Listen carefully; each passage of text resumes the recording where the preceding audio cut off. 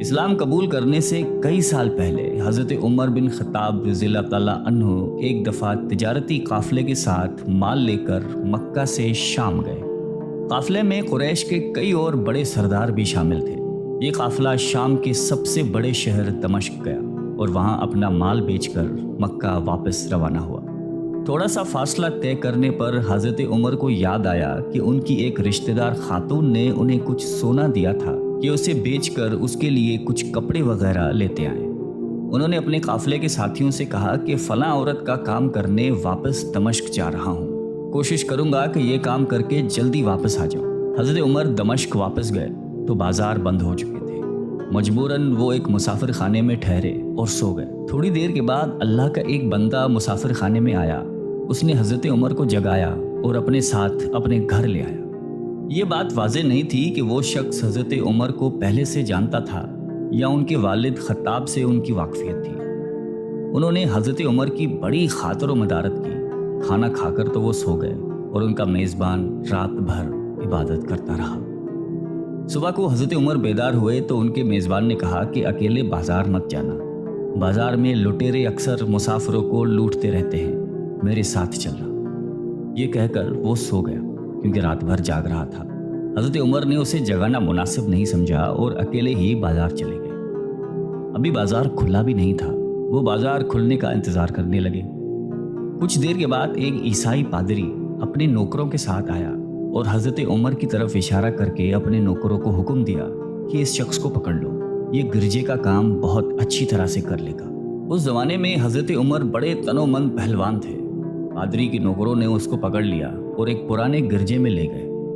پادری نے اس کو ایک ہتھوڑا دیا اور اس کو گرجے کی ایک دیوار توڑنے پر لگا دیا۔ ایسا معلوم ہوتا تھا کہ وہ اس جگہ پر ایک نیا گرجا بنوانا چاہتا تھا۔ حضرت عمر دن بھر کام کرتے رہے۔ کہیں شام کو جا کر چھٹی ملی، وہ تھکے ہارے واپس مسافر خانے میں آ کر بیٹھ گئے۔ پہلے ہی دن والا نیک آدمی پھر آیا اور اس نے پوچھا کہ آپ کدھر چلے گئے تھے؟ حضرت عمر نے اسے سارا قصہ بتا دیا۔ وہ شخص آج بھی ان کو اپنے گھر لے گیا اور ان کی بڑی خاطر و مدارت کی اور انہیں تاکید کی کہ کل بازار جاتے وقت مجھے ساتھ لے جانا۔ اس کے بعد وہ عبادت میں مشغول ہو گیا اور حضرت عمر سو گئے۔ دوسرے دن حضرت عمر بیدار ہوئے تو اپنے نیک میزبان کو سوتے پایا۔ انہوں نے اب کی بار بھی اس کو جگانا مناسب نہیں سمجھا اور اکیلے ہی بازار چلے گئے۔ اتفاق سے پھر وہی پادری اپنے نوکروں کے ساتھ آیا اور حضرت عمر کو پکڑ کر ساتھ لے گیا۔ ان کو غصہ تو بہت آیا، لیکن کیا کرتے، غیر ملک میں وہ اکیلے تھے اور کوئی ہتھیار بھی پاس نہیں تھا۔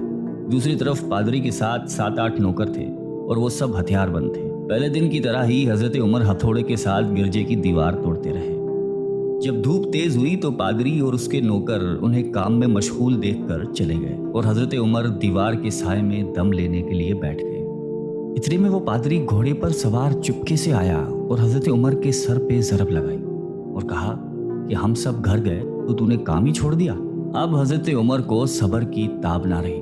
انہوں نے ادھر ادھر نظر دوڑائی، ہر طرف سناٹا تھا۔ انہوں نے پادری کو گھوڑے سے کھینچ کر نیچے کر لیا اور اس کے سر پر ہتھوڑے مارنا شروع کر دیے۔ وہ بہت چیخا چلایا لیکن اس کی مدد کے لیے کوئی نہیں پہنچا۔ حضرت عمر نے ٹوٹی ہوئی دیوار کا ایک بھاری ٹکڑا اٹھا کر اس کے سر پہ دے مارا۔ وہ پہلے ہی زخمی تھا، اب اس نے دم دے دیا۔ اس کو مرتے دیکھ کر حضرت عمر تیزی سے بھاگ کھڑے ہوئے اور جس راستے سے دمشق آئے تھے وہ راستہ چھوڑ کر ایک دوسرے راستے پر چل پڑے۔ شہر سے کافی دور انہیں ایک خچر پر سوار رومی ملا جو روم سے تعلق رکھتا تھا۔ وہ ان کے ساتھ چلنے لگا۔ وہ کچھ باتیں کرنے لگا لیکن نہ حضرت عمر ان کی زبان سمجھتے تھے اور نہ وہ ان کی زبان سمجھتا تھا۔ اس نے یکایک اپنی تلوار پر ہاتھ ڈالا۔ حضرت عمر سمجھ گئے کہ وہ ان پر وار کرنا چاہتا ہے۔ انہوں نے فوراً ہی خچر سے اسے کھینچ لیا اور اس سے تلوار چھین کر ایک ہی وار میں اس کا کام تمام کر دیا۔ پھر آپ خچر پہ سوار ہو کر آگے چلے۔ اس کے بعد کیا ہوا اس کا حال خود حضرت عمر نے اس طرح بیان کیا ہے کہ اس جگہ سے روانہ ہو کر میں ایک گرجے پہنچا۔ یہاں عیسائیوں کی ایک جماعت رہتی تھی۔ میں گرجے کے اندر داخل ہوا تو گرجے میں رہنے والے سب لوگ میرے ارد گرد جمع ہو گئے اور مجھ سے میرے حالات کے بارے میں پوچھنے لگے۔ پھر وہ اپنے پادری کے پاس مجھے لے گئے۔ پادری مجھے نہایت غور سے دیکھنے لگا اور اس کے بعد کہنے لگا کہ ایسا معلوم ہوتا ہے کہ تمہیں کسی چیز کا خوف ہے۔ میں نے کہا کہ تم نے کیسے اندازہ لگا لیا کہ مجھے کسی چیز کا خوف ہے؟ اس نے میرے سوال کو ٹال دیا اور کہا کہ آپ جب تک چاہیں یہاں ٹھہریں، آپ کو یہاں کسی قسم کا کوئی خطرہ نہیں، آپ ہماری حفاظت میں ہیں۔ پھر اس پادری نے مجھے اپنے گھر میں مہمان کی طرح رکھا اور میری نہایتی خاطر و مدارت کی، اور پھر پوچھا کہ آپ کون ہیں؟ میں نے اسے بتایا کہ میں مکے کا رہنے والا ہوں اور قبیلہ قریش سے تعلق رکھتا ہوں۔ تجارتی قافلے کے ساتھ شام آیا تھا۔ تجارت کا مال بیچنے کے بعد ایک ضروری کام کے لیے مجھے اپنے قافلے سے جدا ہو کر واپس دمشق جانا پڑا۔ اب میں اپنے وطن واپس جا رہا ہوں اور راستہ بھٹک کر یہاں آ نکلا ہوں۔ پادری مجھے غور سے دیکھتا رہا اور بار بار طرح طرح کے سوال کرتا رہا۔ میں نے ان کے یہاں نہایتی آرام سے رات بسر کی۔ صبح کو آپ نے پوچھا کہ آپ کا ارادہ یہاں ٹھہرنے کا ہے یا آگے جانے کا؟ میں نے کہا کہ اب میں آپ سے رخصت ہونا چاہوں گا۔ یہ سن کر پادری نے اپنا ایک شاندار گدھا جو بڑا خوبصورت اور نہایتی تیز رفتار تھا لے آیا۔ اس گدھے کی پیٹھ پر کھانے کی مزیدار چیزیں اور قیمتی تحفے بھرے ہوئے تھے، اور پھر کہنے لگا کہ آپ اس گدھے پر سوار ہو جائیں اور چل پڑیں۔ راستے میں آپ کا گزر کسی عیسائی کے مکان کے پاس سے ہوگا تو وہ آپ کو اس گدھے پر سوار دیکھ کر آپ کی بے حد تعظیم کرے گا اور آپ کی خاطر و مدارت میں کوئی کسر نہیں چھوڑے گا۔ یہ کہہ کر پادری نے میرا ہاتھ پکڑا اور تنہائی میں لے کر کہنے لگا کہ اے عمر، آپ پر میرا حق واجب ہو گیا۔ میں نے کہا بے شک۔ اس نے کہا آپ کا تعلق ایک معزز قوم سے ہے، میری آپ سے ایک غرض ہے۔ میں نے کہا کہ آپ بیان کر لیں، لیکن حیرت کی بات ہے کہ آپ جیسا بڑا آدمی مجھ جیسے پریشان حال مسافر سے کوئی غرض رکھتا۔ اس نے بڑے یقین بھرے لہجے میں کہا کہ سنیں، میں ایک ایسا آدمی ہوں جس سے اللہ نے آسمانی کتابوں کا علم عطا کیا ہے۔ میں نے آپ کی ذات میں بہت سی ایسی نشانیاں دیکھی ہیں جو یہ ظاہر کرتی ہیں کہ جب ایک مقررہ مدت پوری ہو جائے گی تو حالات میں زبردست تبدیلی آئے گی۔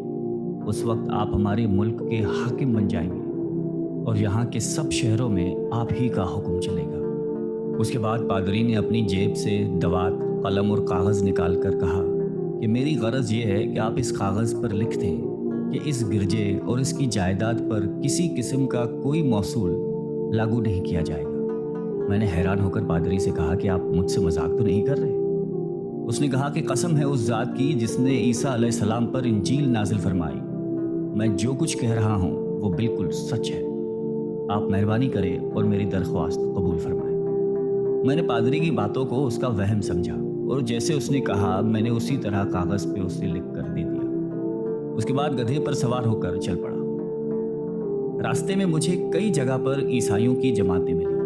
انہوں نے مجھے ایک پادری کے گدھے پر سوار دیکھ کر میری بڑی خاطر و مدارت کی۔ میں اس طرح جگہ جگہ عیسائیوں کا مہمان بنتا تبوک تک پہنچ گیا۔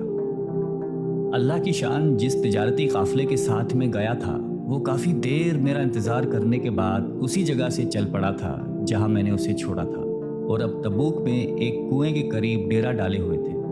قافلے والے میرے ساتھی مجھے دیکھ کر میری طرف دوڑ پڑے اور مجھ سے مل کر بہت خوش ہوئے اور کہنے لگے کہ ابن خطاب، ہم لوگ تمہارا انتظار کرتے کرتے بالکل مایوس ہو گئے تو ہم نے اس مقام کو کوچ کر دیا جہاں سے تم واپس دمشق گئے تھے، مگر تمہارے بارے میں ہم سخت پریشان تھے۔ یہ تو بتاؤ کہ اتنے دن تم کہاں رہے؟ میں نے وہ تمام حالات بیان کیے جو مجھے پیش آئے، لیکن پادری سے جو میری گفتگو تنہائی میں ہوئی وہ بالکل ظاہر نہیں کی، کیونکہ میں پادری کی اس باتوں کو اس کا وہم سمجھتا تھا اور اس کے عقیدے کی کمزوری سمجھتا تھا۔ قریش کے ایک سردار ابو سفیان بھی اس قافلے میں شامل تھے۔ انہوں نے مجھے اس شاندار گدھے پر سوار دیکھ کر کہا، ارے تم لوگ اس نوجوان کی اقبال مندی تو دیکھو، اسے کسی ایسے میدان میں چھوڑ دیا جائے جہاں نہ پانی ہو نہ سبزہ، پھر بھی اسے رزق مل جائے گا۔ پادری نے رخصت کرتے وقت مجھ سے کہا تھا کہ جب میں اپنے ساتھیوں کے پاس پہنچ جاؤں اور گدھے کی ضرورت نہ رہے تو اس کی رسی کو مضبوطی سے باندھ کر گدھے کو اسی جگہ پر چھوڑ دوں، لہٰذا میں نے ایسا ہی کیا۔ یہ دیکھ کر ابو سفیان نے کہا کہ ارے تم نے کیا کر دیا؟ گدھے کو ایسی جگہ پہ چھوڑ دیا جہاں پہ چور اچکے اور درندے اکثر گزرتے رہتے ہیں۔ میں نے کہا اس کے مالک نے مجھے ایسا ہی کرنے کی ہدایت کی تھی، وہ اس کی عادتوں سے زیادہ واقف ہے۔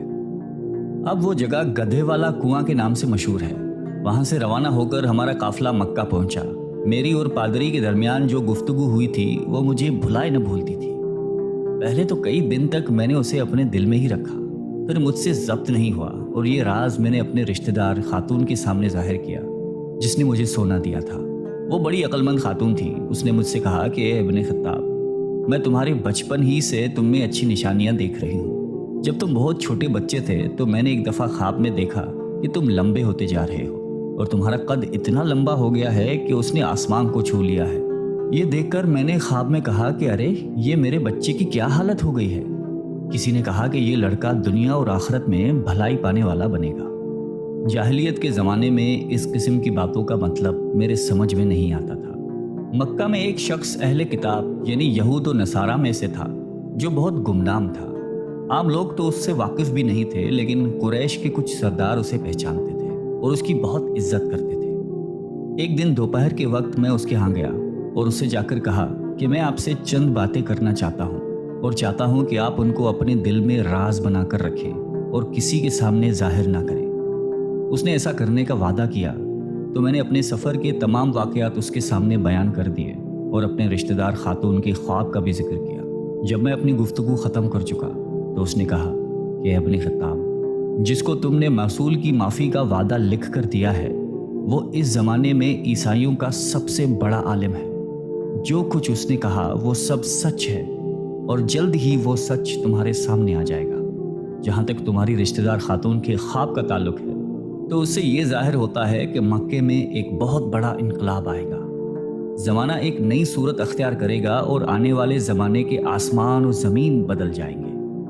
میں وہاں سے گھر چلا آیا اور اس کی ساری باتیں اپنے دل میں لیے رہا۔ تھوڑے ہی عرصے کے بعد قریش کی مجلسوں میں آپ صلی اللہ علیہ وآلہ وسلم کا ذکر ہونے لگا۔